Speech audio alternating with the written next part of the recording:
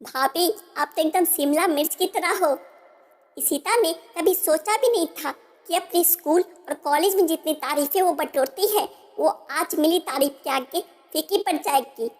इशिता रायपुर में रहा करती थी। वो हमेशा से ही अपने स्कूल और कॉलेजों में अव्वल थी। उसके कॉलेज में एक राजेश नाम का लड़का भी पढ़ता था। धीरे धीरे दोनों में दोस्ती हुई और ये दोस्ती प्यार में बदल गई। लेकिन प्यार होना और फिर शादी होने में जो फासला तय करना होता है वो इतना आसान नहीं होता। राजेश एक बहुत अच्छे परिवार से था और वहीं इशिता एक मध्यम वर्गीय परिवार से थी। इशिता की माँ को राजेश और इशिता के बारे में सब पता था, लेकिन इशिता का भाई शादी के लिए बिल्कुल तैयार नहीं था। राजेश के अमीर होने वाली बात सोचते ही इशिता का भाई डर जाता था, क्योंकि उसने आसपास अमीर लड़कों को गरीब लड़कियों के घर उजाड़ते हुए देखा था। लेकिन एक दिन ऐसा आया कि इशिता के भाई ने शादी के लिए हामी भर दी, क्योंकि वो अपनी बहन के प्यार की खातिर और राजेश के अच्छे व्यवहार को देखते हुए उनके प्यार के आगे झुक गया। कुछ ही दिनों में दोनों की शादी हो गई, लेकिन इशिता की सास शुरू से ही उससे खुश नहीं थी। इशिता पूरे घर में सिर्फ राजेश की पसंद बनकर रह गई। घर के काम बहुत अच्छे से करने के बावजूद इशिता कभी भी अपनी सास को संतुष्ट नहीं कर पाती थी। एक साल बाद इशिता को एक बेटा हुआ और उस दिन पहली बार इशिता को लगा कि शायद उसकी सास अब खुश है। घर में सब उस नन्ही सी जान के पास घूमते रहते थे, क्योंकि कहते हैं ना, मूल से ज्यादा प्याज प्यारा होता है। इशिता ने एक नौकरी भी ज्वाइन कर ली और वो घर का काम और ऑफिस का काम बखूबी संभालने लगी। वक्त बीतता गया और उसके देवर की शादी का वक्त आ गया। इशिता ने शुरू से ही अपनी देवरानी को वही अपनापन दिखाया जो अपने बाकी ससुराल वालों के साथ रखती थी।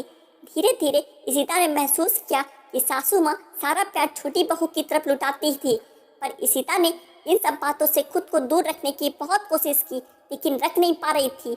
इशिता जानती थी कि इसके पीछे की वजह देवरानी के बड़े घराने से होने का था, लेकिन इशिता ने कभी भी अपने व्यवहार में अपनी पीड़ा झलकने नहीं दी। सासू माँ जब भी छोटी के साथ होती तो उसका बेटी की तरह ख्याल रखती, उसकी सेहत की भी चिंता करती, लेकिन जब भी इशिता की बात आती तो वो यही सोचती कि ये तो छोटे घर से है, इसे क्या फर्क पड़ता है, काम ज़्यादा हो या कम। राजेश सब कुछ चुपचाप देखता और समझता था, लेकिन कुछ बोलता नहीं था। इशिता के देवर ने हमेशा इशिता को सम्मान दिया, जिसकी वजह से इशिता अपनी छोटी देवरानी के स्वभाव को भी नजरअंदाज करती रही। एक दिन राजेश ने उसे समझाया कि तुम अब पहले जैसी नहीं रही, हर वक्त चिंता में रहती हो। अगर तुम्हें कोई बात बुरी लगती है तो उसे बोल दो, जिससे सामने वाले की दोबारा कुछ करने की हिम्मत ना हो, या फिर जैसा चल रहा है उसे स्वीकार कर लो और अपनी जिंदगी पर ध्यान दो। इशिता ने उसी रात बहुत सोचा और फिर फैसला किया कि जबान चलाने का कोई फायदा नहीं है, क्योंकि हमारी पांचों उंगलियां एक समान नहीं हो सकती। उसने तय किया कि ज़्यादा भावुक नहीं होना है, क्योंकि इसका कोई फायदा नहीं है। इशिता ने अगले दिन से ही अपने रवैये में बदलाव लाया। उसने उन लोगों की परवाह करनी छोड़ दी जिन्हें उसके होने या ना होने से कोई फर्क नहीं पड़ता था।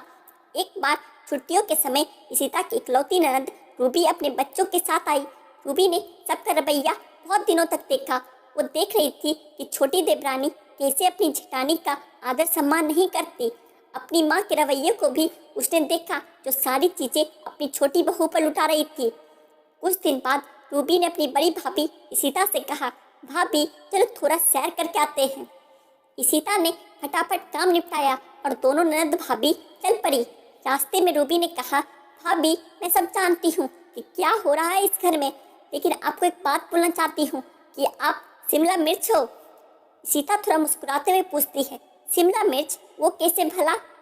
भाभी, जिस तरह शिमला मिर्च किसी भी चीज़ में पड़े तो उसका स्वाद बढ़ा देती है, उसी तरह आप इस परिवार का स्वाद बढ़ा रहे हो। आपकी कदर चाहे किसी को हो या ना हो, पर मेरे दिल में हमेशा आपके लिए सम्मान रहेगा और बढ़ता ही जाएगा।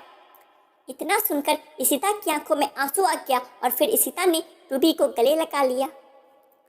आशा करता हूँ दोस्तों आपको यह छोटी सी कहानी अच्छी लगी होगी।